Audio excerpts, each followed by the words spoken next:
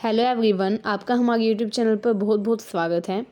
आज इस वीडियो में मैं आपको हिस्ट्री का एक मोस्ट इम्पोर्टेंट क्वेश्चन करवाने वाली हूँ जो काफ़ी बार एग्ज़ाम्स में पूछा गया है। तो अगर आप भी बीए प्रोग्राम फर्स्ट सेमेस्टर में है अभी, चाहे आप डीयू से रेगुलर से कर रहे हैं, चाहे आप सोल से कर रहे हैं, चाहे आप एनसीवेब से कर रहे हैं, ये वीडियो सभी स्टूडेंट्स के लिए हेल्पफुल होगी जो भी बीए प्रोग्राम कर रहे हैं ग्रेजुएशन में। तो इस वीडियो में मैं आपको हिस्ट्री का एक काफ़ी इम्पोर्टेंट क्वेश्चन करवाने वाली हूँ जो कि प्रीवियस ईयर में ही पूछा गया है। तो अगर आप हमारे चैनल पर नए आए हैं तो मैं आपको बता देती हूँ कि इस चैनल के माध्यम से हम आपको BA programme history and political science के जितने भी इम्पोर्टेंट प्रीवियस ईयर क्वेश्चंस हैं वो करवाएंगे, क्योंकि आपको पता ही है कि ग्रेजुएशन जो है उसमें क्वेश्चंस जो है वो काफ़ी ज़्यादा मार्क्स के आते हैं, जैसे 10 मार्क्स का एक क्वेश्चन। तो इस हिसाब से क्वेश्चंस की जो मार्किंग होती है वो काफ़ी ज़्यादा होती है, तो इसलिए आपको आंसर भी लेंथी लिखना होता है। तो हर वीडियो में एक क्वेश्चन हम आपको करवाया करेंगे जो कि प्रीवियस ईयर में काफ़ी बार पूछा गया है। तो अगर आपको ये वीडियो यूज़फुल लगे तो हमारे चैनल को सब्सक्राइब करना बिल्कुल ना भूलें, ताकि आपकी भी मदद होती रहे एंड आपको एग्ज़ाम में अच्छे मार्क्स स्कोर करने में कोई भी दिक्कत ना आए। तो चलिए, आज इस वीडियो में हम एक नया क्वेश्चन पढ़ने वाले हैं एंड उसका आंसर भी डिस्कस करेंगे कि क्या उसका आंसर हो सकता है। ये क्वेश्चन जो काफ़ी इंपॉर्टेंट है, प्रीवियस ईयर में काफ़ी बार पूछा गया है एंड ये क्वेश्चन है कि इम्पोर्टेंस क्या है लिटरेरी एंड आर्कियोलॉजिकल सोर्सेज की सॉरी, क्योंकि आपको पता ही है कि हिस्ट्री को रिकन्स्ट्रक्ट करने के दो सोर्सेज होते हैं, literary sources and archaeological sources, जो कि हमने पिछली वीडियो में प्रीवियस वीडियो में डिस्कस भी किया था। लिटरेरी सोर्सेज में जितनी भी मैन्युस्क्रिप्ट्स होती है वो सब इंक्लूडेड है, ठीक है। बुक्स जो भी लिखी गई थी अर्ली टाइम में वो सब इंक्लूड है, ठीक है। जबकि जो आर्कियोलॉजिकल सोर्सेज होते हैं इनमें मटेरियल रिमेन्स होते हैं, जैसे कि बिल्डिंग्स, मोन्यूमेंट्स, कोइंस, ठीक है, ऑल दिस। तो लिटरेरी सोर्सेज की एंड आर्कियोलॉजिकल सोर्सेज की इनकी क्या इंपॉर्टेंस है एंड अगर हम कंपैरिजन करें इन दोनों का तो कौन सा बेटर सोर्स है हिस्ट्री को रिकन्स्ट्रक्ट करने में, इस क्वेश्चन में ये पूछा गया है, ठीक है, कि एंशियंट हिस्ट्री की स्टडी में कौन सा सोर्स बेटर है, लिटरेरी सोर्स या फिर आर्कियोलॉजिकल सोर्स, एंड इन दोनों सोर्सेज की इंपॉर्टेंस क्या है। तो आइए अब हम इसका आंसर डिस्कस करते हैं। जो कॉइन्स हैं एंड इंस्क्रिप्शन है वो दोनों काफ़ी इम्पोर्टेंट सोर्स होता है हिस्ट्री को रिकन्स्ट्रक्ट करने के लिए। आपको पता ही है कि जो कॉइन्स हैं वो एक आर्कियोलॉजिकल सोर्स है एंड इंस्क्रिप्शन जो है उसको भी आर्कियोलॉजिकल सोर्स के रूप में ही माना जाता है, जस्ट बिकॉज जो इंस्क्रिप्शन होते हैं वो जो कठोर सतह होती है, मतलब कि जो मजबूत सरफेस होती है उस पर इंस्क्राइब किए जाते थे इंस्क्रिप्शंस, तो इनको भी आर्कियोलॉजिकल सोर्स ही माना जाता है। जैसे क्योंकि जो इंस्क्रिप्शंस थे इनको कॉपर की प्लेट पर या फिर जो मजबूत जो शीट्स होती थी, ठीक है, किसी मेटल से बनी हुई जो शीट्स होती थी उन पर इसको लिखा जाता था, ठीक है, या फिर पत्थरों पर लिखा जाता था, तो इसलिए इनको भी आर्कियोलॉजिकल रिमेन्स में ही इंक्लूड किया जाता है। एंड आर्कियोलॉजिकल जो सोर्सेज है उनको ज़्यादा बेटर माना जाता है लिटरेरी सोर्सेज से, ठीक है। जब भी हमको हिस्ट्री को रिकन्स्ट्रक्ट करना हो या फिर एंशियंट हिस्ट्री की स्टडी करना हो तो जो आर्कियोलॉजिकल सोर्सेज हैं इनको बेटर माना जाता है rather than literary sources. Reason क्या है? रीज़न ये है कि लिटरेरी सोर्सेज जो है जिनमें बुक्स शामिल है या फिर जो मैन्युस्क्रिप्ट्स होती थी वो शामिल है, ठीक है, इनको मैनिपुलेट किया जा सकता है। मैनिपुलेट का मतलब होता है कि जो भी लिखा हुआ है उसको दूसरे तरीके से भी लिखा जा सकता है, मतलब कि बढ़ा चढ़ा के लिख देना या फिर गलत फैक्ट्स को लिख देना। तो इसीलिए जो लिटरेरी सोर्सेज थे उनको बेटर नहीं माना जाता था, क्योंकि इनको कोई भी व्यक्ति चेंज कर सकता था, ठीक है। जैसे लिटरेरी सोर्सेज आपको पता ही होगा कि लिटरेरी सोर्सेज क्या क्या होते हैं। जैसे जो बुक्स होती थी, जितनी भी बुक्स अर्ली टाइम में लिखी जाती थी, मैंने आपको बताया था कि लिटरेरी सोर्सेज को दो कैटेगरी में डिवाइड किया गया था, religious and non religious text, ठीक है।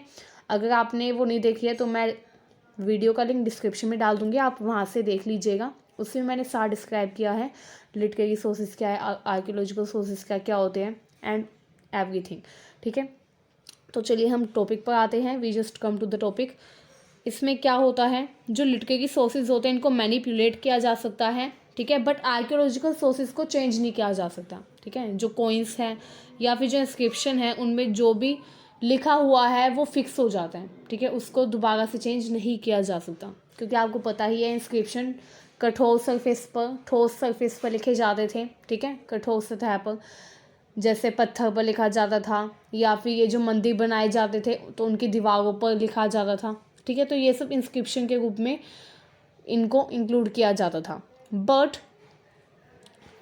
इनको मैनिपुलेट करना बहुत ही मुश्किल होता था, इनमें बदलाव लाना बहुत ही मुश्किल होता था, क्योंकि ये लिख चुके थे, ठीक है, लिखे जा चुके थे, एंड इनको दोबारा इनके ऊपर लिखना काफ़ी ज़्यादा मतलब कि दिक्कत होती थी उसमें, ठीक है। बट जो लिटरेरी सोर्सेज हैं ये बुक्स होती है, रिलीजियस बुक जैसे कि रामायण महाभारत, ठीक है, एंड जो अगले टाइम में प्रशस्तीज लिखी जाती थी, ठीक है, उपनिषद लिखे जाते थे, ये सब कुछ लिटरेरी सोर्सेज में इंक्लूड है, ठीक है। तो लिटरेरी सोर्सेज जिनमें इंसान अपनी मर्जी से कुछ और चीज़ें भी ऐड कर सकता था, मतलब कि अपनी कल्पना के आधार पर कुछ और भी लिख सकता था, तो इनको मैनिपुलेट किया जा सकता था, बट आर्कियोलॉजिकल सोर्सेज को चेंज नहीं किया जा सकता। तो ये काफ़ी इंपॉर्टेंट है।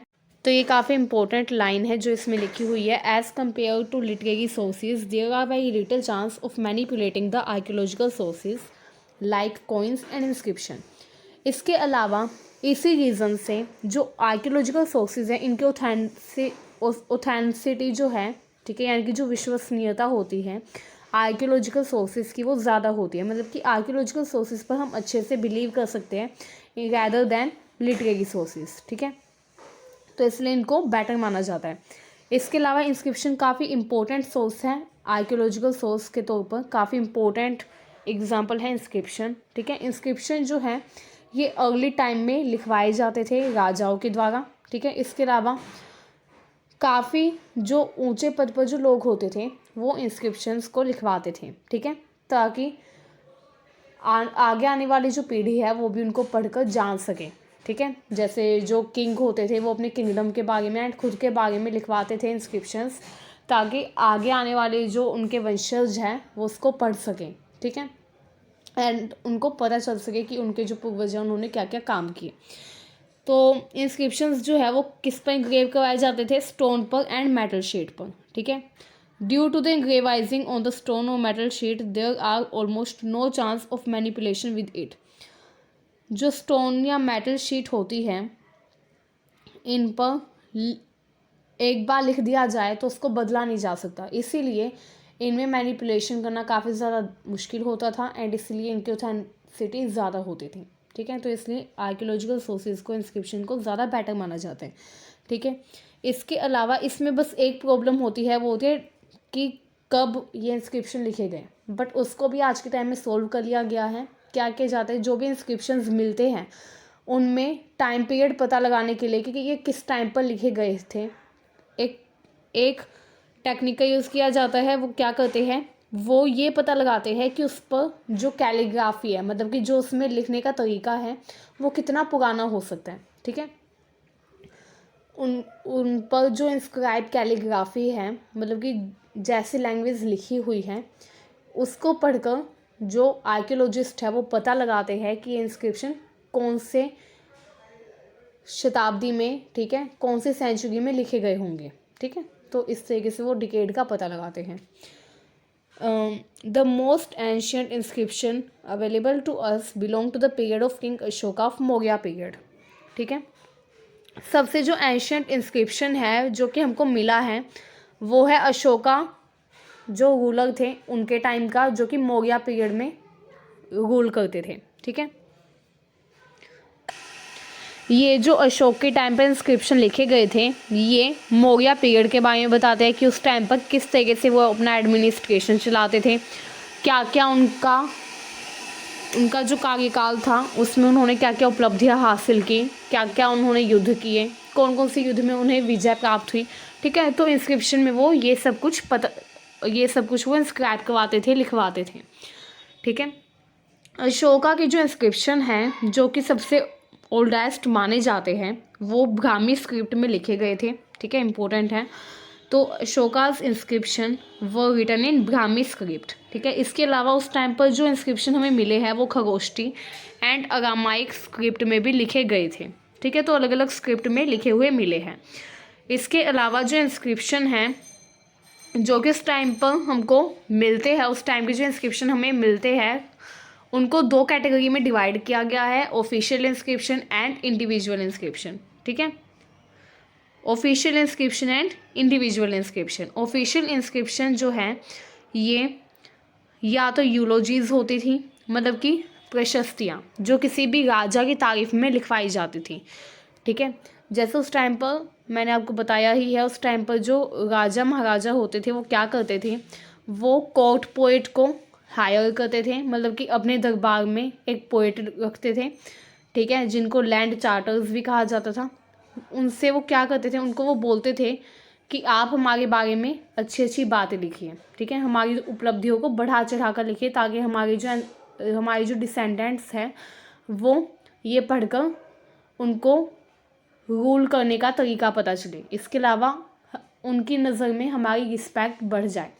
तो वो क्या करते थे, वो दूसरों की नज़रों में अपनी इज्जत बढ़ाने के लिए, ठीक है, कुछ कोर्ट पोएट्स को पैसे देते थे, ठीक है, तनख्वाह देते थे, सैलरी जिसे बोलते हैं, एंड अपने बारे में अच्छी अच्छी बातें लिखवाते थे, ठीक है। इसी को यूलोजीज कहा जाता था, ठीक है। तो ये जो यूलोजीज थी ये लिखी जाती थी ऑफिशियल इंस्क्रिप्शन में, एंड ये काफ़ी ज़्यादा बढ़ा चढ़ा के लिखी जाती थी, काफ़ी बढ़ा चढ़ा के तारीफ़ें की जाती थी राजा की, ठीक है। तो इसीलिए इनको बेटर नहीं माना जाता, क्योंकि ये बढ़ा चढ़ा के लिखे जाते थे, इसमें काफ़ी ज़्यादा एग्जेजरेशन किया जाता था एक बात का, ठीक है। तो इसलिए इनको ज़्यादा अच्छा सोर्स नहीं माना जाता। जो ऑफिशियल इंस्क्रिप्शन होते हैं इनको अच्छा सोर्स नहीं माना जाता हिस्ट्री को जानने के लिए। इसके अलावा जो इंडिविजुअल इंस्क्रिप्शन थे वो कोई भी सामान्य व्यक्ति भी लिखवा देता था, एंड ये जो इंडिविजुअल इंस्क्रिप्शन होते थे ये मंदिरों में जो दीवारें थी उन पर लिखवाए जाते थे कि कौन से व्यक्ति ने कितना दान दिया, ठीक है, किसी व्यक्ति ने क्या क्या काम करवाया।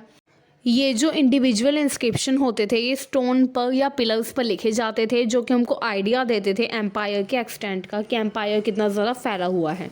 इसके अलावा जो इंडिविजुअल इंस्क्रिप्शन हैं ये जनरली हमको टेम्पल्स में मिलते हैं, ठीक है, एंड ये बताते थे कि ये मंदिर कब बनवाया गया, निर्माण के बारे में, एंड जो भी मैंने आपको बताया कि चैरिटी में कितना दान किसने दिया है उसके बारे में इंफॉर्मेशन देते थे, ठीक है। तो इंडिविजुअल इंस्क्रिप्शन ज़्यादातर हमको धार्मिक स्थलों पर ही मिले हैं। इसके अलावा स्टोन्स पर एंड पिलर्स पर भी मिलते थे ये, ठीक है। काफ़ी जो सामान्य लोग थे वो भी कभी कभी लिखवा देते थे, ठीक है, कोई इम्पोर्टेंट जानकारी ज़्यादा लंबे टाइम तक सेफ रखने के लिए, ठीक है। तो इस तरीके से ये जो इंस्क्रिप्शंस है ये काफ़ी इंपॉर्टेंट सोर्स माने जाते हैं, ठीक है, हिस्ट्री को रिकन्स्ट्रक्ट करने के लिए। The information given on these idols give us the idea about their origin. This also throw light on architecture and sculpture of period. जो इंडिविजुअल इंस्क्रिप्शन थे ये जो मंदिर है उसमें जो जिस भी ईश्वर की फ़ोटो लगी होती थी उसके बारे में तो बताते ही थे, साथ ही साथ ये मंदिर के आर्किटेक्चर एंड स्कल्पचर के बारे में भी लोगों को बताने का काम करते थे, मतलब कि उन इंस्क्रिप्शन में इन सब के बारे में इंफॉर्मेशन दी होती थी, ठीक है। The coins are also an important source for study of history. Coins को भी काफ़ी इंपॉर्टेंट सोर्स माना जाता है हिस्ट्री की स्टडी करने के लिए, ठीक है। बहुत सारे साइंस हैं जो कि इनग्रेव किए जाते थे। साइन का मतलब होता है अलग अलग चिन्ह, ठीक है। जैसे आज का अगर आप कॉइन देखेंगे तो उस पर ज़्यादा साइन नहीं होते, एक तरफ अशोका स्तंभ होता है एंड एक तरफ उस सिक्के की वैल्यू लिखी होती है कि वो कितने का सिक्का है, 1 का, 2 का, 3 का, 1 का, 2 का या 5 का, ठीक है, ये वैल्यू लिखी होती है। बट उस टाइम पर क्या होता था, जो राजा महाराजा होते थे वो उन सिक्कों पर काफ़ी ज़्यादा जानकारियाँ दे देते थे, जैसे अपने कार्यकाल के बारे में बताते थे, एंड कुछ ऐसे सिक्के थे जिन पर वो अपनी खुद की भी फ़ोटो छपवा देते थे, मतलब कि रियल नहीं बट ऐसा, मतलब कि राजा की एक शेप, वो अपनी खुद की शेप छपवा देते थे उस सिक्के पर, ठीक है। तो इससे हमको पता चलता है कि उस टाइम पर कौन किंग रहा होगा, वो अपना नाम वगैरह उस पर इंस्क्राइब करवा देते थे, ठीक है। तो ऐसे कॉइन्स जिनसे हमें ज़्यादा जानकारी मिले वो भी काफ़ी हेल्पफुल साबित हुए हिस्ट्री को रिकन्स्ट्रक्ट करने के लिए, ठीक है। There are no other information mentioned on this coins. इन कॉइन्स पर ज़्यादा इन्फॉर्मेशन मैंशन नहीं होती थी, थोड़ी बहुत ही होती थी, ठीक है। कुछ साइन होते थे जो इन पर मैंशन होते थे, बट हमको एग्जैक्ट मीनिंग का नहीं पता चलता कि उन साइंस की एग्जैक्ट मीनिंग क्या है, ठीक है। ये जो कॉइन्स थे वो ज़्यादातर ट्रेडर्स के द्वारा ही इशू करवाए जाते थे, ट्रेडर्स के द्वारा या फिर राजा के द्वारा, ठीक है, उन्हीं के द्वारा ये इशू करवाए जाते थे। ये जो कॉइन्स है ये ज़्यादा कुछ हेल्प नहीं करते हिस्टोरियंस की, ठीक है, बट ये थोड़ी बहुत जानकारी दे देते हैं कि इस पीरियड पर, इस टाइम पीरियड पर कौन से रूलर ने रूल किया होगा, ठीक है। जो ग्रीक रूलर्स थे, ग्रीक जो किंग थे, जब वो नॉर्थ वेस्ट पार्ट पर रूल कर रहे थे, इंडिया के नॉर्थ वेस्ट पार्ट पर, तो उन्होंने जो सिक्के इशू किए थे उस पर उन्होंने काफ़ी ज़्यादा जानकारियाँ दी। जैसे उसमें उन्होंने अपने टाइम पीरियड के बारे में लिखा है, अपने नाम के बारे में। इसके अलावा उन्होंने अपनी फिगर भी बनवाई। जैसे मैंने आपको कहा कि जो राजा महाराजा थे, एक टाइम बाद उन्होंने ये भी करना शुरू कर दिया था कि सिक्के पर अपनी खुद की ही आकृति छपवाना शुरू कर दिया था, स्टार्ट कर दिया था, ठीक है। The finding of coins in bulk from one place indicate that particular place must have been in under one particular state. अब एक स्टेट में जब बहुत ज़्यादा सिक्के आर्कियोलॉजिस्ट को मिले एक ही टाइम पीरियड के, तो उससे ये पता चलता है कि उस स्टेट पर उसी रूलर का रूल रहा होगा कुछ टाइम पहले, है ना। तो इस तरीके से सिक्के जो है, कॉइन्स जो है वो काफ़ी हेल्प करते हैं। इसके अलावा कॉइन्स की एक और खासियत है, कॉइन्स जो है वो आर्कियोलॉजिस्ट को जब वो सर्वे करते थे, ठीक है, खुदाई के टाइम पे, एक्सकैवेशन के टाइम पे, तो कॉइन्स जो है वो बहुत बड़ी अमाउंट में मिलते थे, ठीक है। बहुत बड़ी क्वांटिटी में जो कॉइन्स थे वो ज़मीन से मिलते थे, ठीक है, ढेरों ढेर मिलते थे सिक्कों के। तो इससे ये पता चलता है कि हाँ, उस टाइम पर ये जो सिक्के हैं ये प्रीवेलेंट रहे होंगे, क्योंकि आपको पता ही है जैसे उस टाइम पर बैंक वगैरह तो होते नहीं थे, तो लोग क्या करते थे, अपनी जो जमा पूंजी थी उसको ज़मीन के अंदर किसी भी बर्तन में डालकर ज़मीन के अंदर रख देते थे, मिट्टी में दबा कर रख देते थे ताकि वो सेफ रहे, ठीक है। बट कुछ टाइम बाद वो अगर निकालना भूल जाए कुछ भी, तो वो ज़मीन में ही पड़े रहते थे सिक्के, ठीक है। एंड आपको पता ही है कि मेटल कितने भी टाइम तक ज़मीन में रहे वो डिग्रेडेबल नहीं है, मतलब कि उसका डिग्रेडेशन नहीं होता है ना, तो वो ऐसे एज इट इज़ पड़े रहते थे। तो जब एक्सकैवेशन हुआ, आर्कियोलॉजिस्ट ने एक्सकैवेशन किया, तो उनको बल्क में कॉइन्स वहाँ से मिलते गए, ठीक है। तो उन कॉइन्स से वो पता लगाते हैं कि कौन से रूलर ने किस टाइम तक कहाँ पर रूल किया। The date mention on the coin indicate the time period of ruler, ठीक है। जो डेट उस पर मैंशन होते थे उससे टाइम पीरियड का पता चलता है।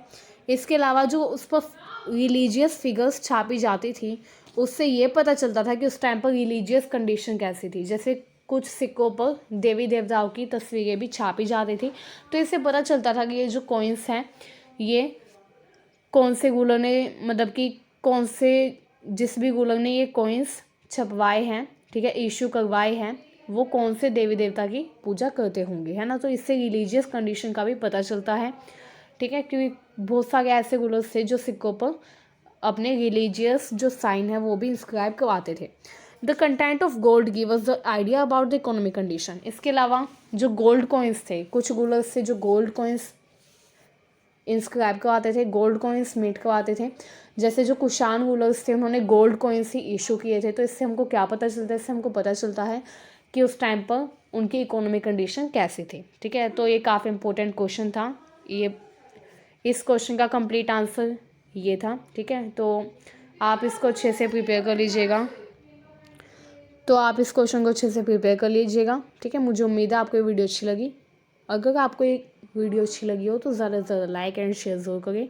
साथ ही साथ हमारे चैनल को सब्सक्राइब करना बिल्कुल ना भूलें, क्योंकि इसी चैनल के माध्यम से हम आपको ऐसे ही प्रीवियस से क्वेश्चन लाते रहेंगे एंड उनके आंसर्स आपके साथ डिस्कस करते रहेंगे, ताकि एग्ज़ाम में बाई चांस आपको भी ये क्वेश्चन मिले तो आप उसका अच्छे से प्रॉपर आंसर दे सकें, ठीक है। Thank you very much.